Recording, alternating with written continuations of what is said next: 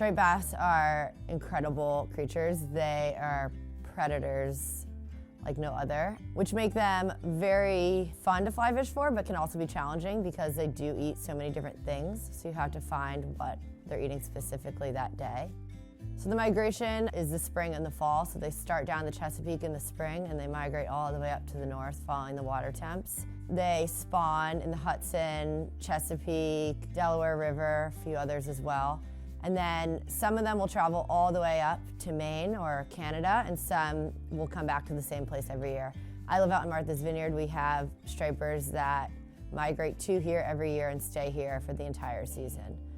And then in the fall, as it starts to get cool again, they follow those warm water temps back down south. As a result of climate change, our season is a lot longer. Up in the Northeast starts April, May. I've been guiding into mid-November some years because the fish are still making their way down south because the waters are just that much warmer. When they spawn up in the rivers, like I said.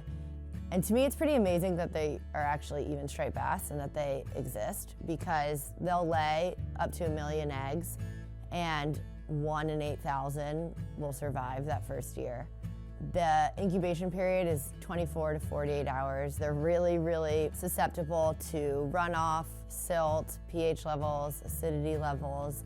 So many of them die off in that first 2-day period. After that, they're about 1 inch to 1.5 inches, and they're just clear little babies. And they have to learn to basically be predators, because if they don't, they'll get eaten very, very quickly. So they migrate up north following the water temps. Ideally, you're fishing for stripers between 60 and 70. That's their favorite temperature. On the island, for example, we typically will not catch fish if it's under 55 degrees. So I'll be guiding, it's 53 degrees, 54 degrees. They're really, really hard to get. The day it turns 55, the season's on. A lot of that has to do with the bait migration as well. So I know guides that are down in New York and New Jersey, and they're catching fish in 45-degree weather, and that's because the bait is there. So the fish are following the bait and the water temps up the seaboard. Figure out where the stripers are going to be next. I'm just really following the water temps. And as the water gets warmer and as the water gets cooler, that's where they'll be. Stripers are incredibly aggressive. They get angry as well, and they're pretty smart. So if there is food, they're eating it. They're not incredibly picky. They're not that snooty unless they're on the flats. They get a whole new persona. But if there's squid in the water, they're on the surface crushing the squid, and it's such a visual, beautiful sight. It's so cool and so magical.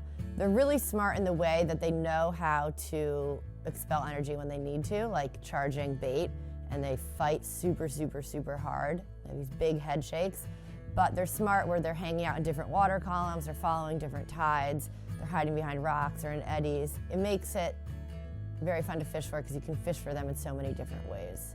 So figuring out where they are and what bait they're eating that day is key. And a lot of that has to do with the time of season, because certain bait is in the water at certain times. The general rule of thumb for fishing with stripers is a moving tide. So slack tide, when it's either dead high or dead low, is typically not the best time to fish for them. So if I'm going to go fish a beach or a flat or whatever, I'm looking at the tide table and I'm either getting there, right before or right after slack. And so you can find that online. Just look up where you are, tide charts, tide tables.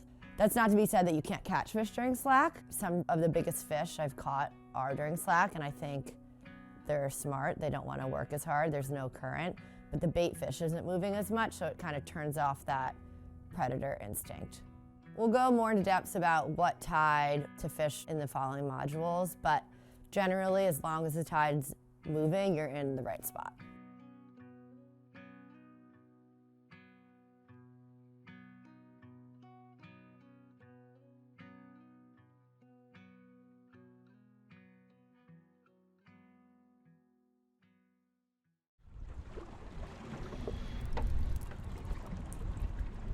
That's a pretty ass fish.